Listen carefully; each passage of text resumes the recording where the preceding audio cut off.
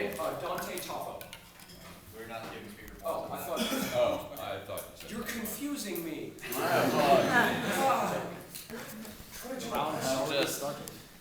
I'm a pirate, so this is elementary school, but.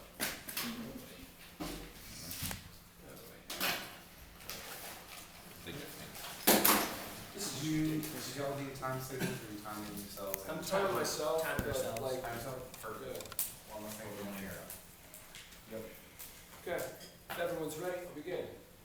We got a lot to talk about. It's space. I'm just going to go right into it. The resolution today is the United States federal government will implement, the United States federal government should substantially increase the militarization of space. In order to adequately define this realm, my partner and I propose the following plan text. The United States federal government will implement SBSP, that's space-based solar power satellites, in space as soon as possible through DoD funds. Now, a little bit of background. SBSP, space-based solar power, is effectively a satellite which collects tremendous amounts of solar energy, since they can operate all the time, right? Collects tremendous amounts of solar energy and is able to beam them to the International Space Station, beam them towards a ship, beam them towards like troops on the ground. They're receptive, like it's shot through the air, basically just in the form of raw energy, and is then collected in like a copper satellite dish, which is then able to power like outposts in Afghanistan or something like that. This is something that the federal government and the DoD have been considering significantly since the technology came online. In addition, the reason it's a weapon is because it can also focus the sun's energy into a death ray. So, moving on to our first contention entitled Star Wars, Space Wars, Space Hedge, whatever you want to call it, it's awesome. Our first subpoint is harms. We've got a lot of harms. So, first of all, right now in the status quo, the United States hegemony is very low. This is a result of the fact that our use of, this is a result of the fact like our losing effectively, barely winning the war in Iraq. That really didn't increase anything. It just we just broke even on that. We're like spending a lot of political capital and effectively losing the war in Afghanistan. Right now, the United States is also not seen as being able to take a substantial issue on any of the global crises that are facing us, like the recession, like global warming, like the threat of nuclear proliferation. That's a big one. For example, we're not seen as being able to, in any way, control the security of the globe as a superpower should be, which means we're really no longer considered that much of a superpower. Our second harm is that we lack a significant space program. This is especially evident in the status quo, as President Obama significantly slashed the funds of NASA. Our third harm is that China, Russia, Iran, and even North Korea are developing their space programs faster than the United States is currently expanding its own. Though they are starting from a bit of a, they're starting a little bit behind, since the United States definitely got a heads up on it with the whole Cold War business. It doesn't matter, because the United States currently isn't even trying to expand our presence in space to any appreciable extent. Now, harms 5 is the United States is failing at asserting space dominance in the status quo because we simply aren't trying, not because we lack the capabilities. What this means is it's providing a window of opportunity for other world powers, specifically China and Russia, to reestablish themselves as like hegemons, specifically by gaining the only high ground that still exists, space. So, moving on to moving on to our subpoint B, which is solvency. The plan provides an increased U.S. presence in space inherently because we're putting things in space. That's fairly straightforward, but more importantly, it also provides a substantial U.S. military presence in space. That's our second solvency, is that space-based solar power provides solar power for a source of space-based power for any other militarized implements the United States wants to put them into space, be they TIE fighters or a Death Star, whatever. We're able to power it through these implements. More importantly, solvency 3 is that it also puts a power source for ground troops. What's happening right now is there's a lot of ground troops which aren't able to adequately effectuate their goals because they're running out of like petroleum and things like that. This would make that unnecessary. Solvency 4 is that it puts a death ray in space. That's kind of a big deal. Solvency 5 is that basically the plan would jumpstart the expansion of the United States hegemony into the only high ground that's left. Moving on to our internal link scenario. This is basically is going to be a really long impact scenario. So the first internal link is, given a few years, China and Russia will be able to adequately compete with the United States space program. This is very significant for 2 reasons. This is our second internal link. If the United States waits to respond to China and Russia until they're at an equal playing field, it will result into effectively an arms race in space, in which the United States, Russia, and China are engaged in a 3-way Cold War, attempting to gain dominance in space. Not necessarily militarily at first, but this is our third internal link. Because everything we do in space is inherently militaristic, look at the origins of the original space race. It was in order to be able to put, like Sputnik freaked out the United States because it meant Russia could just drop things on them from the sky. That's a scary prospect for a nation, which means that it's automatically going to be a militaristic environment, which would ultimately lead to a rebirth of the Cold War between the United States and Russia, or the United States and China, or China and Russia, or either one. It doesn't matter. It's still very, very bad. And the internal thing for is that the plan, not only the plan provides a jump start for the United States space program, which means that in the status quo we will be able to overtake and dominate the space race, because in the status quo Russia and China do not have the kind of technology we do, and they will not have access to SBSP once we put them up there. This leads us to our impact scenario. The first impact here is that would prevent a reinvigorated Cold War, and it would give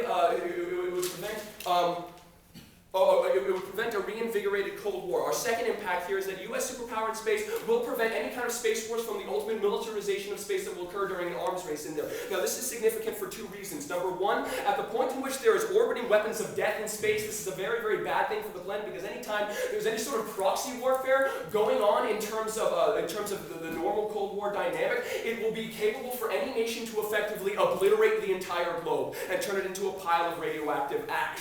Now, this is bad, because the extinction of the planet, it basically forecloses the possibility for any advancement of human society. It undermines our ability to get off the rock and move on to bigger and better things beyond the stars. More importantly, it also causes the extinction of the entirety of humanity. This is an infinitely recursive impact, because every single thing that humanity has ever worked for is ultimately irrelevant because we're all gone. The impact is infinity, and it reverberates throughout eternity. That's the biggest impact on the realm, because it eradicates any semblance of meaning. Now our second contention is going to be really quick. It's entitled Off the Rock. Right now, in the status quo, according to Neil deGrasse Tyson, there is an asteroid which will loop under our communication satellites by 2036. This is very significant, because it might come back around again in 10 years and obliterate the globe. An asteroid would kill the entire planet. I've already described why extinction is bad, because like everything on the planet is gone, it becomes uninhabitable for even future alien life. More importantly, the second harms right now is the United States does not have the ability to colonize any terraformable worlds. And the third harms, which is the most important, is the fact that there is a terraformable world. It's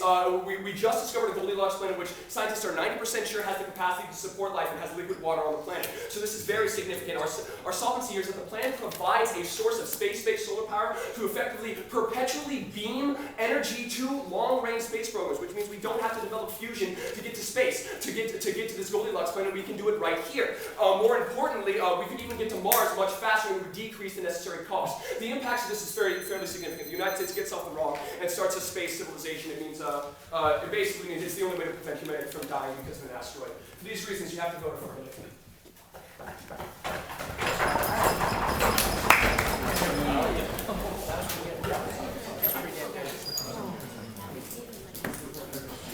Let's go, man. Let's hope this works. It should go without saying, don't start retiring. Oh, yeah. Yeah. And then the time wrote down. So now I suppose I have two off-case arguments. It's pretty straightforward. And then just going straight over case. That's mine, so that I can throw it. Absolutely.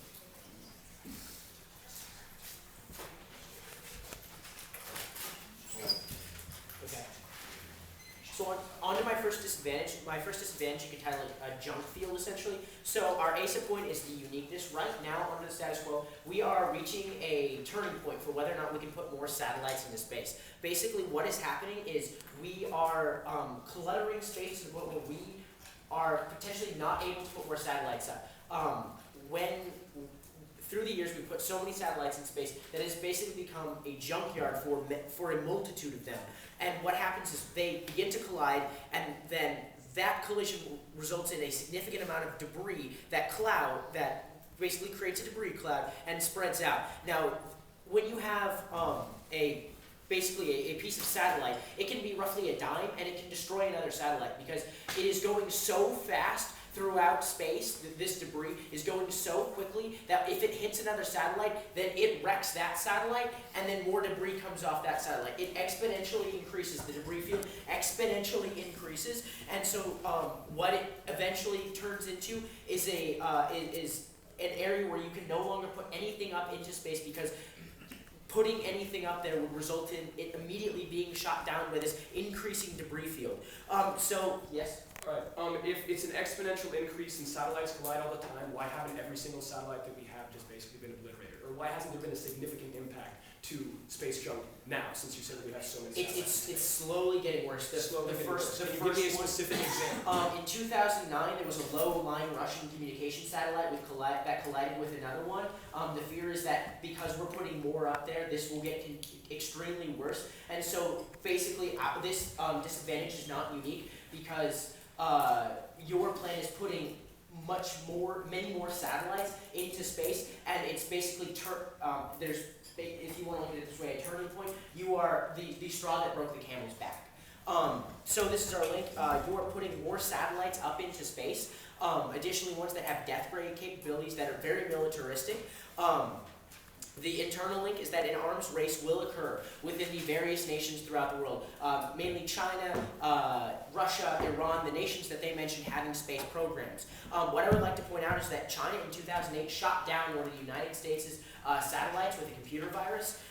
Wait, I actually can't remember if it was a computer virus or a missile, but they shot it down. Okay, it was a missile. It was a missile. So they shot it down, and what that resulted in a debris field. So with an arms race, what will end up happening is that we are putting more and more satellites into space. And so these countries will respond negatively. China will just simply shoot down the American satellites in immediate response because they don't want their hegemony. They don't want their security to be threatened by the fact that there's a death ray immediately above them. They don't want to think that Beijing is going to be obliterated in 2 minutes if we anger the United States. So they're going to do their best to shoot down as many satellites as possible. And that will result in an exponentially increasing debris field. That is also particularly why their plan will create this debris field more, because the way you shoot down satellites is with a missile, which involves lots and lots of debris. So our second internal link is satellites are absolutely crucial for world trade. And so what will end up happening is if we have no ability to put communication satellites into space, we will lose our ability to trade with each other, because it is absolutely key to communicate across borders, across oceans. And the best way that we do this, and the most effective way that we do this, is with satellites. Our entire global economic system is based on these satellites in some way, shape, or form. So if they just if we completely take it out of the mix, it'll be extremely difficult to move back to any sort of system very quickly before our impact scenarios come about. And so what our third internal link will be is that the global economy will shut down completely for an extended period of time. And what happens when the economy shuts down is you lose the mechanism to pay for resources. And when you lose the mechanism to pay for resources and trade with one another, then the strong in society, the most militaristic, begin to just simply take those resources. And what that results in is a significant increase in war and significant increase in genocide. And finally, our impact is, with their plan, you are drastically increasing, quite frankly, their plan will result in war and genocide. And you can cross-apply many of their arguments for why losing various human beings is bad. Because human life is sacred, and quite frankly, we need to protect it at any way, shape, or form. Because when there's a significant amount of war, when there's a significant amount of genocide, lots and lots of people die,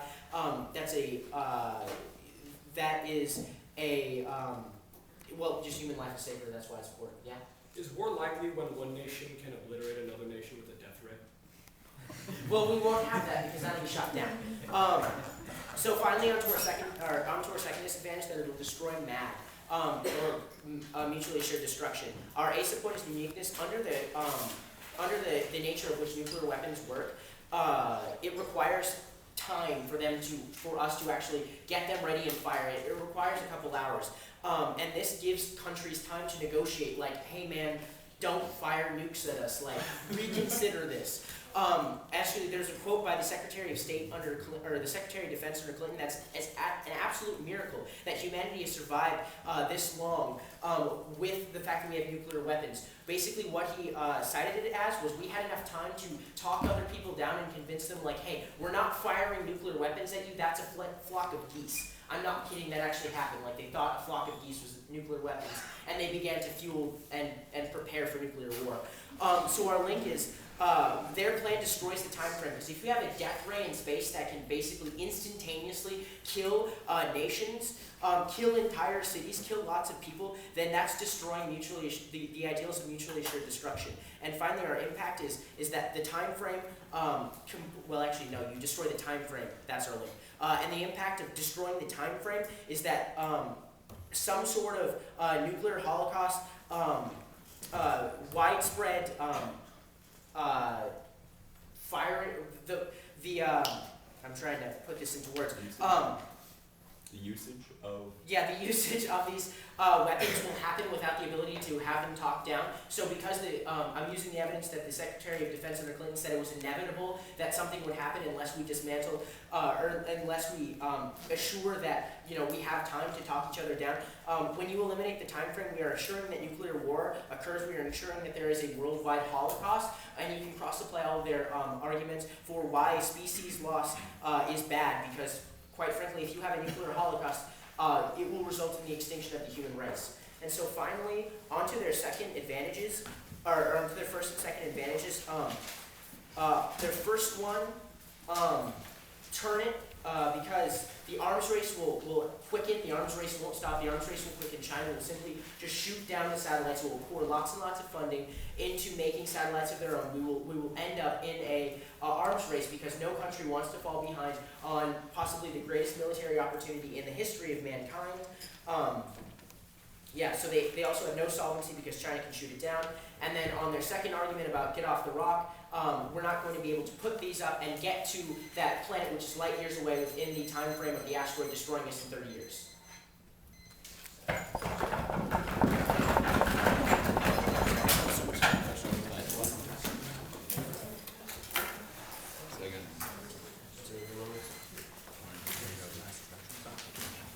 Judges, for the moment, I'm going to be doing lots of sections of the way on the ground, and then on my land, starting on case. On case. You got it? The same view... Yeah, same order. Huh? Word view, off case? Yeah. Alright, can you take the time? Okie dokie. Is everyone ready? Alright, let's begin. First of all, on to the disadvantage one, entitled junk field. Broad spectrum analysis over this entire debate is that our impacts grossly overweight. If you went through the impact scenario the voters, my partner gave you in his first speech, we win on that round alone. The fact that we're solving for off the rock means we get this salvation of the entire human race, and that one impact alone outweighs every single one of their disadvantages, because without the human race, all of our efforts are in vain. Now on the line by line. They say we have a junk field. First of all, as my partner stated, this is going to be continuously in front of the sun, meaning that it's not going to be in geosynchronous orbit. The junk field they're talking about comes from a geosynchronous orbit, where satellites have to be near the equator, spinning at the same rate of the Earth, so that they can maintain their proximity over the same location continuously. This is because satellites are built and purposed to shoot to the same place continuously. Like we have a satellite always orbiting over Oregon. And because it has to maintain on the equator to continue that proximity over the space, this is where it's collided. We have a large junk field. It's not like satellites are surrounding the entire planet. It's over this small rim of the Earth. And beyond that, our satellite is continuously pointed towards the sun. We don't have to worry about geosynchronous orbit, because it's not a rotating satellite. It doesn't have to maintain over the same spot of the Earth. Secondly, they say that it's going to collide, and this will lead to a exponential destruction. One, they provide no brink argument. They don't give you a reason why this one additional satellite is going to lead to the destruction of all of our satellite capabilities. Notice that we're shooting a satellite next, it's November 13th. It's going to be a Sirius satellite. Based on their arguments, the Sirius satellite that's going to be shot on November 13th will be destroying all of our satellite capabilities. This is simply false. They provide no brink argument. Additionally, we're only shooting one satellite, not a series of them, so that their link scenario falls down on that alone. Additionally, we're not shooting thousands. They don't provide enough brink argument. Further on, they say the Russian satellite that got hit, and one that was low field, and that was their fault because of the targeting error. Next on their links, like they say an arms race will occur. As my partner stated, that the arms race is already occurring. We're already in competition with China, with Russia, and if the United States does not take a firm stance of dominance in the most highest field of competition, which is space, then we will go behind. If you can't negotiate the lack of a arms race, which is already occurring, then you have to win with unlimited dominance. So we have to enact this satellite so that we can prevent an arms race. Their link scenario is in fact turned because if we don't have a satellite that provides the United States with the ultimate dominance militaristically, we're going to see an arms race. Additionally, they say China will shoot down our satellites. First, our satellite can shoot down rockets. That's part of the impact scenario my partner provided, is that it has a targeting system, so we don't have to worry about China shooting it down. Secondly, China's not going to shoot it down because, like, one, they don't want to piss us off, and two, their whole argument is they're talking about, like, well, they're going to freak out that we can destroy them in a blink of an eye. One, we already have that capability with nukes. They haven't attacked us yet. Two, the solar ray cannot take out an entire country at once, meaning that they're not going to freak out that they have to lose their entire population in the blink of an eye. And my next point, that the satellite has a buffer system to collect energy and then shoot. It also so it's going to take time to shoot. The whole argument that they make later on their other disadvantage, of the time scale, is not effective. More on China just simply won't shoot us down. And they say satellites are crucial to world trade. It's not necessarily connected to any of the link scenario they provided you before. But on to world trade. One, there are alternative satellites than space-based satellites. We also have ground satellites, so we can trade that way. So one, they lose their impact. Two, world trade doesn't lead to the impacts that they're talking about, like global economic shutdown. Like when we had the stock market crash, there wasn't sort of all of a sudden micro resource wars all over the world. Like they have no empiric for this argument. They have no warrant for why we're going to be going in a resource war just because we can't trade for a couple minutes. And additionally, they say when the global econ shuts down, we're going to lose our mechanism to pay for these resources. One, no, we're going to be able to pay for it out of just DoD funds. All our money doesn't disappear from our coffers as soon as we reach world trade. And secondly, world trade won't disappear for the reasons I gave prior. So the third and fourth, internal link falls down. And then, they're talking about sacred life. We are providing more safety for the human race than they are because of our advantages and because, one, their disadvantages fall. Disad 2, Nomad theory. Their uniqueness, it takes time to launch a nuclear rocket. One, false, because we have submarines with blink of an eye technology. In the East China Sea, we have submarines with nukes on them. So their first uniqueness is straight false. And they said that they have the time to discuss. Once again, that's false, as I stated. And for the argument I made on the first disadvantage of the buffer system, it takes time to shoot our satellite. The laser has to store up energy from solar rays and then shoot it. So there is the same scenario of a time to discuss the issue, the time to negotiate with other countries. So their link scenario about the death rate and the decrease of MAD simply false. And additionally, MAD exists in the way that another country won't fire a nuke at another country, say, the United States will not fire a nuke at China, and China won't fire a nuke at the United States because they know that they have second strike capability. If we were to shoot China with our laser, we have to fear that they'd attack us, and vice versa. MAD still exists because we can't wipe out the entirety of every single military site that they have in the entire world in the blink of an eye.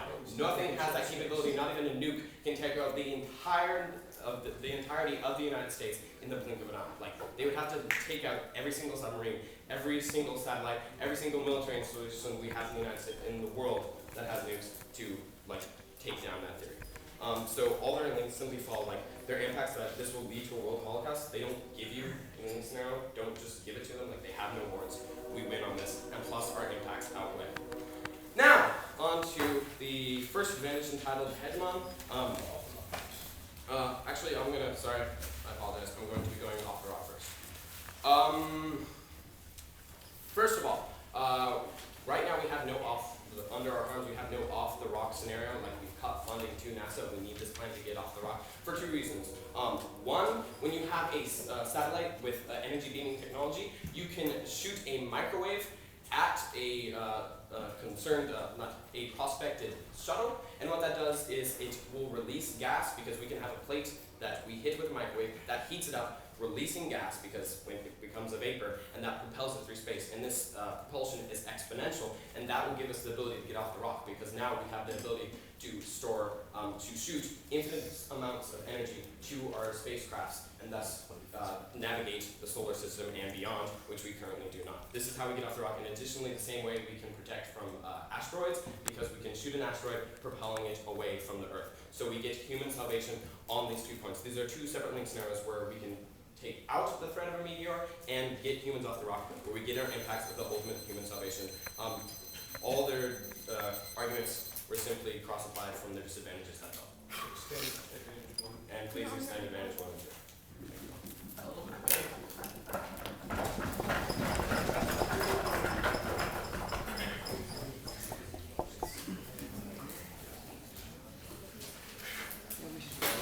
Okay, first I'm going to go on case over our first disadvantage, second disadvantage, and then go off case over the 2 advantages. Jump field, mad, Awesomeness, hegemony, and then off the rock. Okay. Yes. We just label our disadvantages. I haven't followed this awesome. Huh? Say it again. It's junk field and mad, and then their hegemony 1, which I wrote down as awesome, so I was told, and then off the rock. Are we all good? Okay. On our first disadvantage was junk field. One of the things that was brought up very early was that these satellites, or this one satellite, we're now specified, stays in geosynchronous orbit, so it's always pointed towards the sun. What that means is essentially it can only aim sort of on 1/2 of the Earth for time. It can't sort of move around. It can't go to specific locations. Therefore, this comes up later because essentially the satellite then is limited in its capabilities of what it can send its death ray to, what it can send its microwaves to. It's limited because it has to stay in essentially a specific location because it has to be pointed towards the sun. They sort of tried to use this as an excuse for the junk field. They said we had no brink argument. The brink argument is, I believe, our second internal link, which is that China has the ability to shoot down satellites. Therefore, China will shoot down this satellite that the U.S. puts up, creating more debris, and therefore, because we both agree it's exponential, this debris will continue. I don't know. Start a timer. So what was that, like 9.5%? Yeah, exactly. Oh, perfect. Thank you. There we go. That's counting down. There we go. Whatever. Essentially, what that does is China has the ability to shoot down a satellite. We know that this satellite has to stay in a certain location, and also, as they said, this satellite has to charge up. Therefore, they said China can't shoot down the satellite because the satellite will end up shooting the missile first. Wait, but the satellite needs time to charge up. So it seems like under the limitations of the technology of this death ray satellite, China still has the ability to shoot it down. Therefore, all the advantages of the death ray satellite are nullified. Thus, essentially, the arms race continues, and we end up with more space junk. They said, and then that space junk starts taking down more and more satellites, brings down the economy. Essentially, they questioned that satellites aren't necessary economy. They talk about ground satellites. Ground satellites, I don't believe exist. Ground satellites are what I think they were referring to. A satellite dish beams stuff up to satellites in outer space and then comes back down. If you don't have that satellite in outer space, then you can't really beam stuff across because Earth is round. Okay. And so the economy goes down to an extent. And then what happens is schools don't end up getting enough money because everything starts sinking. And so they can't buy debate plaques, and we can't come to debate tournaments and talk about crazy stuff like this. So I definitely think it's very important. You have to impact it out, because otherwise we can't sit there. We can't sit up here, and I can't sit here making a fool of myself. Okay, on to the second dissad, which is the end of MAD, essentially, through this. We got a bit of clarification on the satellite, the fact that it has to stay in one location, has to charge up. So that sort of changes issues. They said that MAD is still in existence, that we have the immediate ability to strike due to submarines. Essentially, they say that the satellite doesn't create MAD because it can't wipe out everywhere. But the fact is that if we put one satellite up there, there's no essentially preventative thing from putting in more satellites. The satellite could be a very good trigger point if it actually does make it up. Really, there's no advantage. There's no specific advantage of putting the satellite up in terms of MAD. I think our disadvantage comes across because you put that up there and it does scare the Chinese. Currently, the Chinese live under the status quo, which is a lot of countries have the ability to launch nukes relatively rapidly and destroy each other. But when you start changing that status quo, when you put up a death ray satellite, it is going to scare the Chinese. They can't be constantly freaked out because we have submarines with nukes, because that just wouldn't be helpful for them. But when we start actively pursuing new weapons, then they can start freaking out because it's a change. And they're not going to like that, and therefore you can bring across our impact, that impact that sort of has been agreed upon at this tournament, which is worldwide Holocaust, destruction of the human race, therefore everything that we all stand for goes kaput. Okay, now off case onto their thing. The first one was it increases U.S. hegemony. We term this because we believe it increases the arm race. They essentially said that by putting a satellite in outer space, the U.S. will immediately assume dominance that cannot be taken away.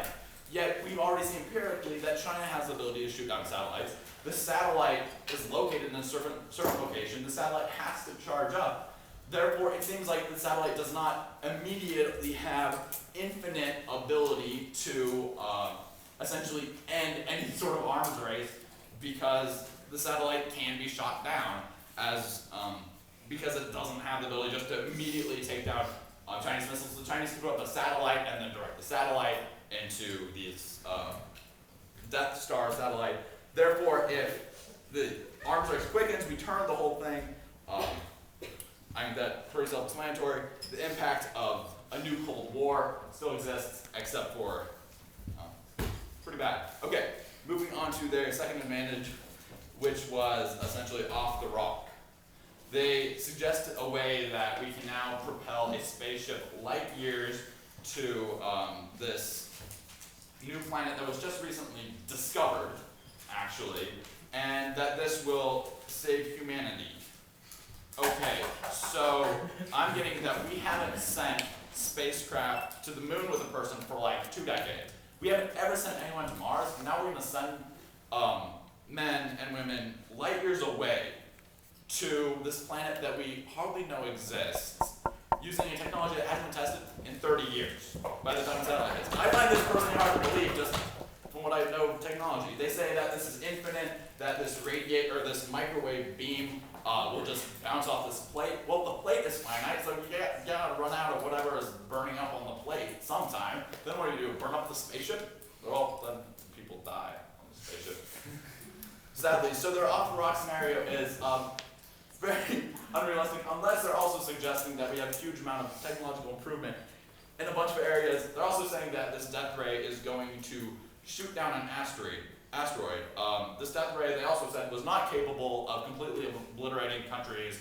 But we're assuming this satellite can obliterate asteroids. Asteroids are pretty big usually. So if we can't take out like large portions of countries with the satellite, how come are we going to be able to take out large portions of asteroids and keep them from hitting us? Because going to the sort of idea of you get a whole bunch of debris, you hit an asteroid, breaks up debris, and you end up with the our first disadvantage of essentially space junk, bringing down the economy, and no debate.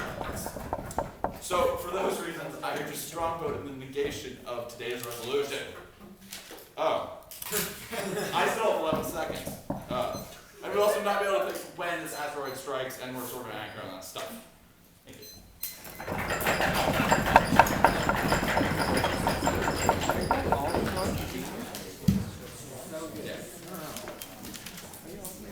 Sorry, man, I didn't want that one.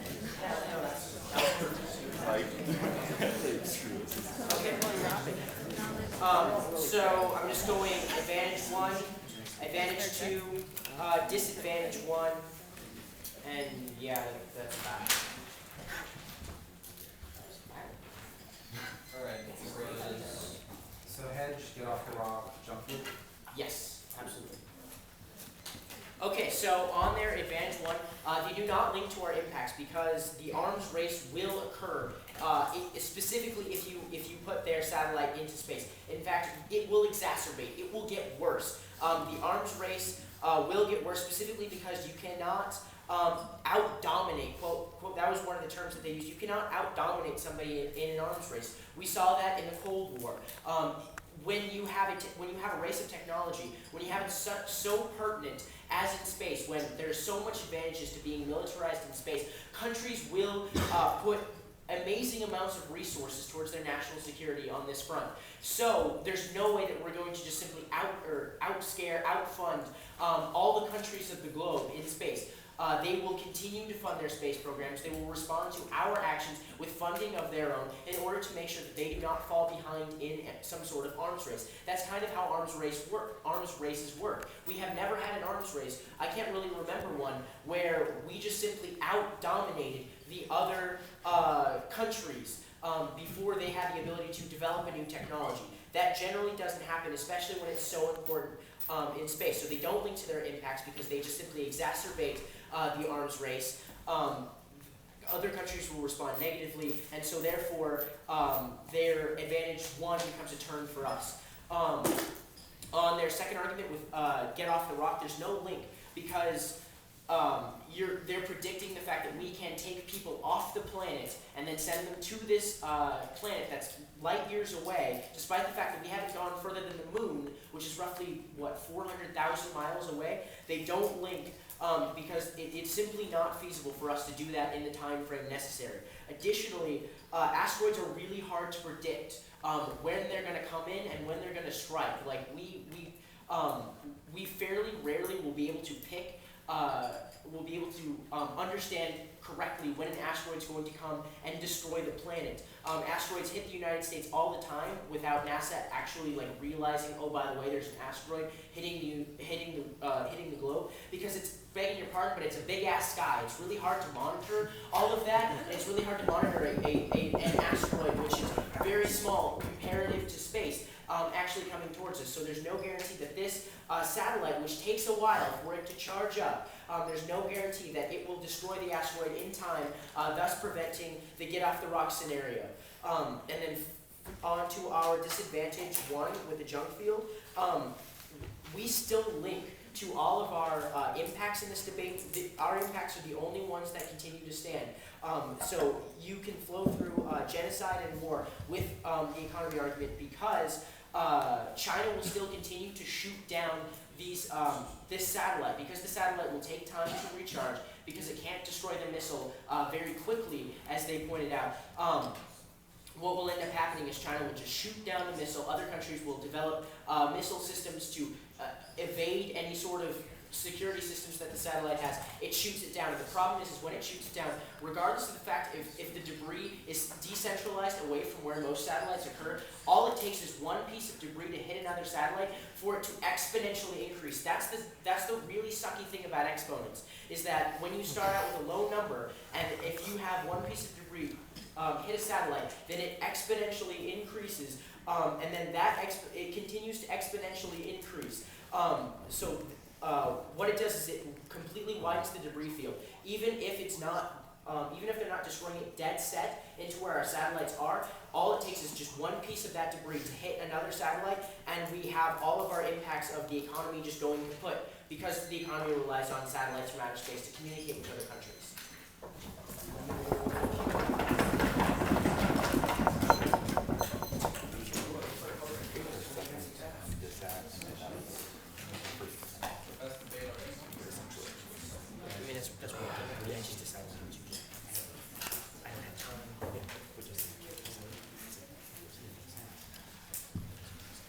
Before we begin, can I just point out that I have two contentions which take 2 sheets of paper.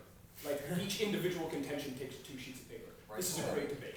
Okay, so, alright, before I get started, quick roadmap. Where's my timer? Here's my timer. Alright, I'm going to go down my opponent's voters and basically use them to reinforce case as well. So it's going to be voters, case, in the order it appeared. No, actually, it's going to be voters, asteroid, space hedge, yeah, and then junk field, and then Matt. Okay. So,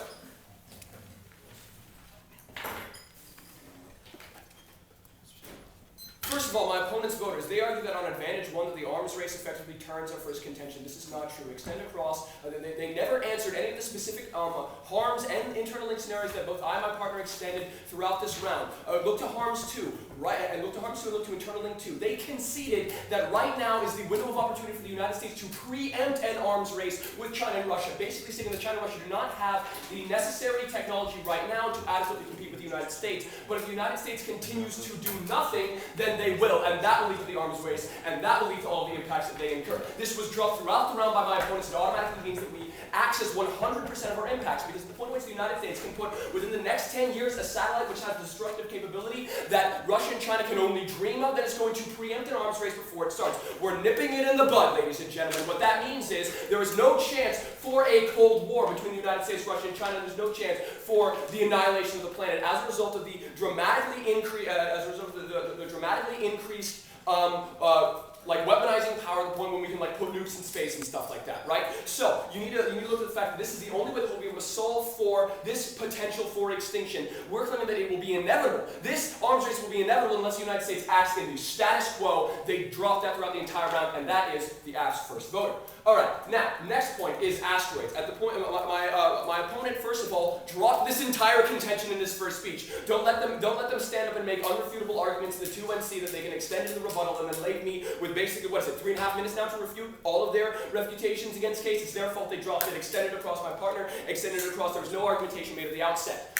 More importantly, the argumentation that they made in the 2NC is simply not true. My opponent stated that well, the satellite doesn't have the ability to annihilate nations, which means the satellite doesn't have the ability to annihilate asteroids. That's not the link that we were talking about. My partner explicitly stated that really the way that the United States, the way that NASA would deal with satellites, the way that NASA would deal with asteroids is not by blowing them up. This isn't the Bruce Willis movie. It's where the United States would shoot it with a laser to burn a small part of it. Since it's space and a vacuum, what that would do is alter its trajectory around Earth, which means we would dodge a satellite, not blow it up and cause all of the impact that they discussed. So that means we automatically are defeating any potential for this satellite issue. Also, they said the satellites are hard to predict. Not Earth-kill satellites. They're really hella big. We can see them. We've been tracking them for 30 years. All right. So now, moving on to my opponent's. So this means that you need to extend across asteroids as the #1 voter in the round for the affirmative, at the point at which they conceded and really made no substantive arguments as to why why the satellite wouldn't be able to avoid asteroids. That means we're at least preventing an inevitable scenario for human extinction. This is the biggest impact in the round. This was straight conceded. Now, so that means that we are effectively winning this entire debate on that argument alone, regardless of what they say. An Earth-kill asteroid is inevitable without plan. So what this means is there is there is the second impact to off the rock. Basically, the argument they're making here is that it's not possible for us to get light years across the globe. However, light years across the galaxy, not the globe. Anyways, we can still get to Mars. Like, the reason we can't get to Mars right now is because, like, cost prohibits us using the conventional methods of propulsion. This is an unconventional method of propulsion. Cost would not prohibit it. Thus, we get to Mars, and we have the ability, to at least set up an attempt to start colonizing it. Right? So, since we can prevent the asteroid that's going to kill us in 20 years, and then that means that we can buy us some time to actually develop colonialism on other planets, which means that we'll be able to expand and flourish as a human race, which is the only way that we're going to be able to survive. Okay, now, on to my opponent's last two voters, which was junk. They conceded the uniqueness takeout. This means they have no impact in the round. If we're launching a satellite in a month, then that means all the impacts of this disadvantage are going to be incurred no matter what happens in this debate round, right? So that means they have absolutely no impacts in this round. This was straight conceded in all of my opponent's speeches. Now, so that means they have no impact to their junk field argument. More importantly, on the China can shoot out satellites, this is the only offense they have on Case. They state that since China can shoot down satellites, that's a terminal solvency deficit case, we're not going to be able to access any of these things. They state that since it takes time for us to charge up the satellite, that we can't shoot down a missile. These satellites are in goddamn space. It takes a long time for a missile to get there. The speed of light travels a hell of a lot faster. That means to the point at which we see a missile coming towards the satellite, and the satellite is able to just charge up in 20 minutes, whereas the missile takes an hour to get there. there, and then we blow it to hell, right? So, what this means is that we're able to secure satellites in space. They also make the argument that we're not going to be able to effectively like deter through MAD theory because like the satellites stay focused on the sun. That's not true. The Earth rotates underneath the damn satellite. That's not what like solar synchronous orbit is. Basically what happens to the satellite. Like the Earth will keep rotating, the satellite can shoot it as fast as the Earth moves. That's hella fast. So that means we win every argument in this round. Vote out.